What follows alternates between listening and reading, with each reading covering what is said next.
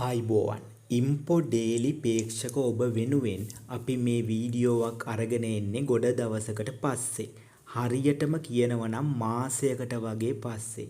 හරි වැදගත් තොරතුරු නැතිව වීඩියෝ දාන්න ඕනකමට දාලා වැඩක් නැති නිසා ඉම්පෝ ඩේලි අපි මේ දවස් ටිකේ වීඩියෝ දැම්මේ නැහැ. ඔන්න අස්වැසුමලාභීන්ට ඉතාමත් වැදගත් වෙන තොරතුරක් ඇවිත් තියෙනවා. අස්වැසුම දීමනාව ඉල්ලුම් කළ හා අස්වැසුම දීමනාවට දැනට සුදුසුකම් ලැබූ අයගේ තොරතුරු නැවතත් යාවත්කාලීන හෙවත් අප්ඩේට් කිරීම පිළිබඳව තොරතුරු තමයි මේ දවස්වල අස්වැසුම ගැන උනන්දු වෙන හැමෝම හොයන බලන දේ. ඉතින් අද අපි මේ වීඩියෝවෙන් කතා කරනවා කොහොමද මේ තොරතුරු යාවත්කාලීන කරන්න කියලා. සමාජ සුබසාධක මණ්ඩලය විසින් ඉදිරිපත් කර ඇති මාධ්‍ය දැන්වීමක් භාවිතයෙන් මෙයට ඉල්ලුම් කරන විදිය පියවරෙන් පියවර පැහැදිලිව කතා කරන්නයි මේ සූදානම. අස්වැසුමට ඉල්ලුම් කළ හැමෝම අතරේ මේ වීඩියෝ ෂෙයා කරන්නත් අමතක කරන්න එපා. අපි ඉස්සරහටත් දාන මේ වගේ වැදගත් වීඩියෝ බලන්න අපේ channel එක subscribe කරන්නත් අමතක කරන්න එපා. ඔයාලා කරන subscribe එක අපේ ඉදිරි ගමනට විශාල ශක්තියක්. එහෙනම් අපි යමු අද වීඩියෝවට. අපි මුලින් යමු මාධ්‍ය නිවේදනය ගැන විමසා බලන්නට. ඔබට දැන් පේන මාධ්‍ය නිවේදනය ඔබට තේරුම් ගත හැකි ආකාරයට විස්තර කරගෙන යන්නම් ඉම්පෝ ඩේලි අපි. අස්වැසුම වාර්ෂික තොරතුරු යථාවත් කිරීම ආරම්භුණා. ඊළඟට තියෙනවා 2022-2023 වසරවල අස්වැසුම පළමු අදියරයට ලියාපදිංචි වී දැනට ප්‍රතිලාභ ලබන හා නොලබන පවුල්වල අයවලුන් සඳහා පමණි. ඒ කියන්නේ ඔයාලට දැන් තේරෙනවනේ මේක වැදගත් වෙන්නේ පළමු අදියරේ ඉල්ලුම් කරුවන්ට. දෙවනි අදියරේ අයත් මේක බලන්න. මොකද ඔයාලත් ඊළඟ තොරතුරු යාවත්කාලීන කිරීමේදී මේ දේවල් ටික මේ විදිහටම කරන්න ඕන. දැන් මේ මාධ්‍ය නිවේදනයට අනුව වාර්ෂික තොරතුරු යථාවත් කිරීම කියන්නේ මොකක්ද කියලා අපි දැන් පියවරෙන් පියවර බලමු. අස්වැසුම පළමු අදියරයට ලියාපදිංචි වී දැනට ප්‍රතිලාභ ලබන සහ නොලබන සියලුම පවුල් තැනැත්තන් තම පවුලේ තොරතුරුවල වෙනස් කිරීම් සහ එසේ නොමැතිද යන වග අවුරුද්දකට වරක් සුබසාධක ප්‍රතිලාභ මණ්ඩලයට දැනුම් දීම මේ හරහා සිදු වෙනවා. දැන් බලමු මේ මොකද්ද මේ කියන්නේ කියලා. ඔයාලා 2022-2023 අස්වැසුම පළමු කාල සීමාවට ඉල්ලද්දී හිටියට වඩා පවුලේ සමාජිකයන් දැන් වැඩි වෙලා ඉන්න පුළුවන්. ඒ කියන්නේ දරුවෙක් ඉපදිලා වෙන්න පුළුවන්. නැත්තම් ගෙදර කෙනෙක් විවාහ වෙලා සහකරු හෝ සහකාරිය ගෙදරට රැගෙනවිත් ඉන්න නිසා ගෙදර සමාජිකයන් වැඩි වෙලා වෙන්න පුළුවන්. නැත්තම් ගෙදර සමාජිකයෙක් අඩු වෙලා වෙන්න පුළුවන්. ඒ කියන්නේ නිවසේ සමාජිකයෙක් මිය ගිහිල්ලා වෙන්න පුළුවන්. නැත්තම් විවාහ වෙලා වෙන නිවසකට ගිහින් වෙන්න පුළුවන්. ඔය වගේ දේවල් ඔයාලා සටහන් කරන්න ඕන. නව තොරතුරු ඇතුළත් කිරීමේදී ව්‍යාජ තොරතුරු ලබා දීම නම් දඬුවම් ලැබිය හැකි වරදක් බවත් මතක් කරන්න ඕන. මේ ෆෝම් එක අස්වැසුම පළමු අදියරේ සුදුසුකම් ලැබුව අය පමණක් නෙවෙයි නොතේරුණු අය සම්පූර්ණ කරන්න ඕන. දෙසැම්බර් මාසේ 10 වෙනකොට මේ ෆෝම් එක සම්පූර්ණ නොකරන කිසිම කෙනෙකුට කිසිසේත්ම අස්වැසුම දීමනාව ලබා දෙන්නේ නැති බවත් දැනුවත් කරලා තියෙනවා. තව දෙයක් කියන්න ඕන. අස්වැසුම ලබා දෙන්නේ ඔබේ නිවසට පැමිණ පරීක්ෂා කිරීමේදී ලබා දෙන ලකුණු ප්‍රමාණය මතනේ. ඔයාලා දැන් දන්නවනේ ඔයාලට යම්කිසි ලකුණු ප්‍රමාණයක් ලැබුණානේ. ඒ ලකුණු ප්‍රමාණය ලැබුණේ සමහර විට ඔයාලා ගෙදර ඉඳපු වැඩිහිටි කෙනෙක් නිසා වෙන්න පුළුවන්. නැත්තම් ඒ කවුරු හරි කෙනෙක් අසනීප වෙලා ඉඳපු හින්දා වෙන්න පුළුවන්. එයාගේ ක්ලිනික් පොත්වලට ආබාධිත තත්වයට නැත්තම් අසනීප තත්වය මත වැඩිපුර ලකුණු ලැබෙන්නේ නැති. හැබැයි එයා දැන් ජීවතුන් අතර නැත්තම් තොරතුරු ඇතුළත් කළාට පස්සේ ආස්වාසුම දීමනාව නොලැබී යනට හෝ දීමනාව අඩුවීමට හේතුවක් වන්නට පුළුවන්. දැන් 2022-23ට වඩා නිවසේ කෙනෙක් ආබාධිතව අසනීපව ඉන්නවා නම් දීමනාව වැඩිවීමට හෝ කලින් සුදුසුකම් නොලැබූ අයට සුදුසුකම් ලැබීමට අවස්ථාවක්ද විය හැකියි.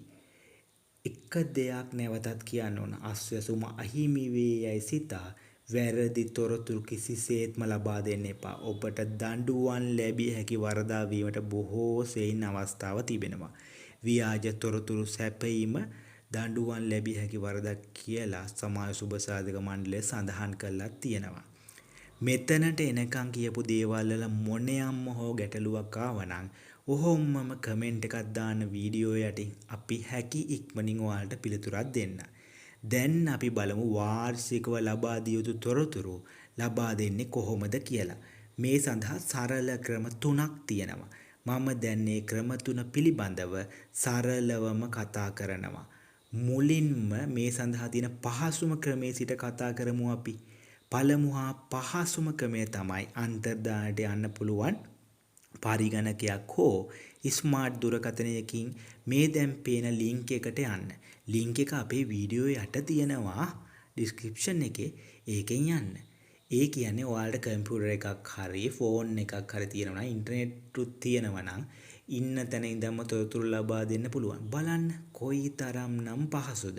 ඔයාලා මේ ලින්ක් එකෙන් ගියාම ඉස්සෙල්ලම ඔයාට පෙන්නනවා සිංහල, දෙමළ, ඉංග්‍රීසි කියලා භාෂාවන් 3ම.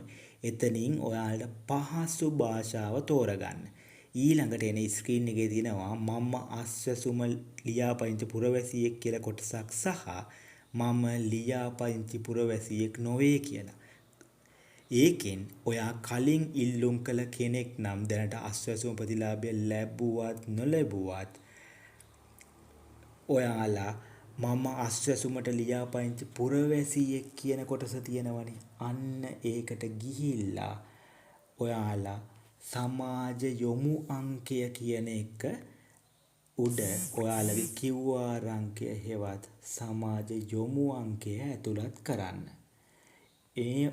මේ සමාජ යොමු අංකය QR අංකය HH අංකය මේ ඔක්කොම එකක්. මාර වැඩි.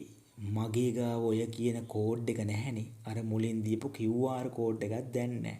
දැන් කොහොමද මං මේ HH කෝඩ් එක එහෙම නැත්නම් QR අංකය හොයාගන්නේ? ඒක මහා ලොකු දෙයක් නෙමෙයි. අපේ වීඩියෝ යට දාලා තියෙනවා මං ඉස්සෙල්ලා කියපු ලින්ක් එකට යටින් තව ලින්ක් එකක්. අන්න ඒ ලින්ක් එකට ගිහිල්ලා ඔයා ආස්වාසුමට ඉදිරිපත් කරලා තියෙන ID නම්බර් එක දීපු ගමන්ම ඔයාට ඔයාගේ සම්පූර්ණ විස්තර පෙන්නනවා. නම, ඔයා දීපු ෆෝන් නම්බර් එක, ඇඩ්‍රස් එක, සුදුසුකම් ලබලද දැනට පේමන්ට් ලැබෙන විදිය වගේම උඩින් රිෆරන්ස් නම්බර් වගේම HH අංකෙත් පෙන්නනවා. ඔයා HH අංකය උඩ ටච් කරලා HH අංකය කොපි කරගන්න. ඔයාට එහෙම කොපි කරගන්න තේරෙන්නේ නැත්නම් හරියටම ඒකේ තියෙන විදියටම කැපිටල් අකුරු, ඉංග්‍රීසි අකුරු ටික, අංක ටික ඒ ඉරි කැලිත් එක්ක හරි විදියටම ලියා ගන්න. කොපි කරගන්න පුළුවන් නම් වඩාත් පහසුයි. දැන් අදාළ තැනට ඔබ කොපි කරගනිපු අංකය පේස්ට් කරන්න. එහෙම නැත්නම් එතෙන්ට ටයිප් කරන්න. ටයිප් කරන්නදී වැරද්දුවොත් නම් ඉදිරියට යන්න හම්බෙන්නේ නැහැ. ඊළඟට මෙන්න මේ වගේ පේජ් එකකට එනම ඔයා ඇතුළත් කළ තොරතුරු හරිනම් ඒකේ තියෙනවා ලියාපදිංචි ජංගම දුරකථන අංකය සත්‍යාපනය කරන්න කියලා. මේ ඔබේ අංකයද කියලා අහලා ආස්වාසුම ඉල්ලුම් කරද්දී ඔබ ලබා දුන් දුරකථන අංකයේ අග සහ මුල් අංක කිහිපයක් ඔබට දකින්න ලැබේවි. ඒ අංකය දැනට ඔබේ දුරකථනයේ තිබේ නම් පමණක් මම පිළිගනිමි නියමයන් හා කොන්දේසි කියන එක ඉස්සරහින් හිස් කොටුව ටච් කරන්න. එතකොට ඒක නිල් පාට වෙලා හරි සලකුණක් එක්ක වැටේවි. ඊට පස්සේ OTP යවන්න කියලා නිල් පාට එක උඩ ටච් කරන්න. ඊට පස්සේ ඔබේ දුරකථන අංකයට අංක 6ක රහස් අංකයක් ඒවි. ඒක හරියටම බලලා ටයිප් කරන්න. විනාඩි 2ක් ඇතුළත අනිවාර්යයෙන්ම ටයිප් කරන්න ඕන. ටයිප් කරන්න නැති වුණොත් නැවතත් රහස් අංකය ඉල්ලුම් කරන්න වෙනවා. ඔබේ ගාව දැනට ඔබ කලින් දීපු දුරකථන අංකය නැත්නම් ඔයාට පුළුවන් වෙන දුරකථන අංකයක් ඇඩ් කරන්න. හැබැයි දුරකථන අංකය දිගටම පාවිච්චි කරන එකක් ඇඩ් කරන්න අමතක කරන්න එපා. ඒ වගේම මීට යටින් තියෙන කහපාට තීරුවේ නැවත අංකය යාවත්කාලීන කරන්න කියලා එකක් තියෙනවනේ. ඔයාලගේ දුරකථන අංකය ඔයාලා ළඟ නැත්නම් අන්න එතන ටච් කරලා ඔබේ නව අංකය ඇතුළත් කරන්න. හැබැයි මේ පේන විදිහට රතු පාටින් මැසේජ් එකක් ආවොත් නම් දෙසැම්බර් 10 වෙනිදාට කලින් ඔබට අදාළ AG ඔෆිස් එකට ගිහිල්ලා දුරකථන අංකය යාවත්කාලීන කරගන්නම වෙනවා. යද්දී ෆෝන් එක සම්පූර්ණයෙන් charge කරගෙන ෆෝන් එකට එන මැසේජ් බලන්න පුළුවන් ෆෝන් එකකට SIM එක දාගෙන යන්න. එතනදී අනිවාර්යයෙන්ම ඕන වෙනවා. එහෙම නැත්තම් ඔයා එතෙන්දි රස්තියාදු වෙන්න අසරණ වෙන්නත් පුළුවන්. මං ආයිත් කියනවා දිගටම පාවිච්චි කරන නම්බර් එකක්ම ඇතුළත් කරගන්න. ඊට පස්සේ මෙන්න මේ වගේ පුවරුවක් ඔයාලට බලා ගන්න පුළුවන්. උඩින්ම ඔබේ නම, ඊළඟට QR හෙවත් HH අංකය හා ඔබේ හැඳුනුම්පත් අංකය. ඒකේ මුලින්ම තියෙන ගෙවීම් ඉතිහාසයකින් ඔබට මෙතෙක් පේමන්ට් ලැබුණු විදිය, ලැබුණු දින, ලැබුණු මුදල වගේ දේවල් බලා ගන්න පුළුවන්. දෙවැනි එකෙන් ඔයාට ලැබෙන මුදල් මදි නම් හෝ දැනට ලැබෙන්නේ නැතිනම් අභියාචනාවක් ඉදිරිපත් කළ ඔයාට අස්වැතුම් ප්‍රතිලාභයට හිමිකම් කියන්න හෝ ලැබෙන මුදල දැනට වැඩි කරගන්න හැකියාවක් තියෙනවා. තුන්වැනි එකේ නුසුදුසු ඔයා දන්න කෙනෙක්ට අස්වැසුම ලැබෙනවා නම් ඒ පිළිබඳව නිර්නාමිකව විරෝධතාවයක් දක්වන්නත් පුළුවන්. ඔන්න අපි කතා කරන වැදගත්ම කොටස 4 වෙනි එක. නැවත සහතික කිරීම. ඒකට ගිහිල්ලා ඔබේ තොරතුරු නැවත ඇතුළත් කරන්න. පොඩි සරල දේවල් ටිකක් කරන්න තියෙන්නේ. ඒ ටික කරලා තොරතුරු යාවත් කාලීන කරගෙන 2026 වසරටත් අස්වැසුම දීමනාව හිමි කරගන්න. දෙසැම්බර් 10ට කලින් මේ තොරතුරු ඉදිරිපත් නොකරන කිසිම පවුලකට කිසිම අයෙකුට ජනවාරි මාසයේ සිට කිසිසේත්ම අස්වැසුම දීමනාව ලැබීමක් නම් සිදුවන්නේ නැහැ. ඊළඟට දෙවැනි ක්‍රමය තමයි ඔබගේ ප්‍රාදේශීය ලේකම් කාර්යාලයේ සුබ සාධක ප්‍රතිලාභ තොරතුරු ඒකකයට හෝ ප්‍රාදේශීය විධාතා සම්පත් මධ්‍යස්ථානයට තේරෙන විදියට කියනනම් අස්වැසුම් අංශයට ගිහිල්ලා HH අංකය හා හැඳුනුම්පත ඉදිරිපත් කළා තොරතුරු ඇතුළත් කරන්න පුළුවන්. නිවසේ කෙනෙක් මිය ගොස් හෝ විවාහ වී වෙනම ජීවත් වෙනවා නම් ඒ තොරතුරුත් අලුතෙන් දරුවෙක් ඉපදී හෝ පවුලේ කෙනෙක් විවාහ වී ඔබ නිවසේම ජීවත් වෙනවා නම් ඒ තොරතුරුත් රැගෙන යන්න. ව්‍යාජ බොරු තොරතුරු නම් ලබා දෙන්න එපා. තුන්වෙනි හා අවසාන ක්‍රමය. ඉහත තොරතුරු සාධික කිරීමේ අයදුම්පත් මගින් සිදු කරන්නත් පුළුවන්. වාර්ෂික තොරතුරු යථාවත් කිරීමේ අයදුම් පත්‍රය 2025 වසම්බාර ගාම නිලධාරියාගෙන් හෝ ආර්ථික සංවර්ධන නිලධාරියාගෙන් ලබාගෙන එය සම්පූර්ණ කර එම නිලධාරියාටම නැවත ලබා දී තොරතුරු සහතික කරන්නත් පුළුවන්. හරි. දැන් බලමු තොරතුරු යථාවත් කිරීමේ දැනගත යුතු විශේෂම කරුණු මොනවද කියලා. 2024 වසර තුළ දුක් ගැනවිලි හෝ වෙනත් විදියකින් කියනවා නම් ඔයාලා මොනව හෝ අභියාචනාවක් ඉදිරිපත් කළ තියෙනවා නම් ඔයාලා මේ වෙලාවේ මේ තොරතුරු යාවත් කාලීන කරන්න යන්න ඕනේ. මොකද ඉදිරි දින කිහිපය, ඉදිරි මාස කිහිපය තුළ ඔබේ නිවස තුළට අදාළ විමර්ශන කටයුතු වල නිලධාරීන් ඇවිල්ලා තොරතුරු ඇතුළත් කරනවා. හරිනේ. ඊළඟ කරුණ නම් නැවත තොරතුරු ඇතුළත් කිරීමට පවුලේ සියලුම දෙනාගේ හැඳුනුම්පත් හා වැඩ කරන එක් දුරකථන අංකයක් අනිවාර්යයෙන්ම තියෙන්න ඕන.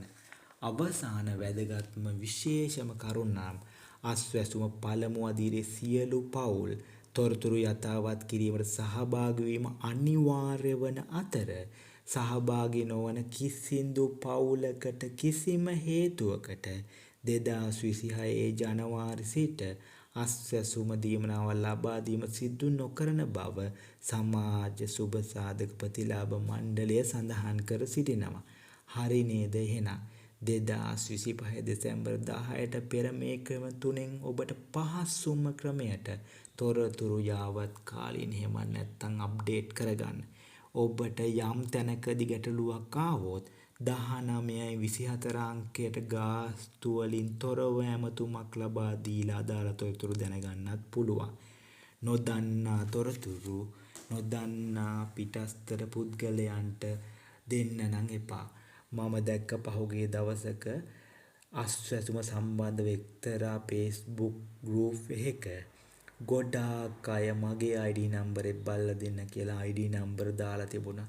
කවදාවත් එහෙම ඔයාලගේ තොරතුරු සමාජ මාධ්‍යයේ දාන්න එපා. එහෙම වුණොත් ඔයාලට අස්වැසුම නොලැබී යන්න පවා පුළුවන්. සමහර විට වෙනත් කෙනෙක් ඔයාගේ තොරතුරු වැරදිව ඇතුළත් කරොත් කවදාවත් ඔයාට ආය අස්වැසුමට හිමිකම් කියන්න බැරි වෙන්නත් පුළුවන්. අනික ඔයාගේ සෑහෙන තොරතුරු ප්‍රමාණයක් මේ ලින්ක් කරා බලා ගන්න පුළුවන් හින්දා ඔයාලගේ පෞද්ගලිකත්වයට හානියක් වෙන්නත් පුළුවන්. ඒක හින්දා ඔයාලට මොනවා හෝ ගැටලුවක් තියෙනවා නම් ID නම්බර් කමෙන්ට් කරන්න නැතුව අහන්න. අපේ වීඩියෝ එක යටින් උනත් ඔයාලා ID නම්බර් කමෙන්ට් කරන්න නැතුව ඔයාලට තියෙන ගැටලුව කමෙන්ට් කරගෙන යන්න. අපි එයට නිවැරදිම පිළිතුර හැකි ඉක්මනින්ම ලබා දෙන්න. මම නැවත වතාවක් ඔයාලගෙන් ඉල්ලා සිටිනවා අපේ channel එක subscribe කරන්න කියලා. ඒ මොකද කියනවනම් ඔයාලගේ එක subscribe එකකින් අපිට ඔයාලට මේ වගේ තොරතුරු ඉදිරියට දෙන්න විශාල ශක්තියක් පිටුවහලක් වෙන නිසා. ඊළඟ වීඩියෝවෙන් මුණ ගැහෙන තෙක් ඔබ සැමට සුබ අනාගතයක්. බොහෝමත්ම ස්තුතියි.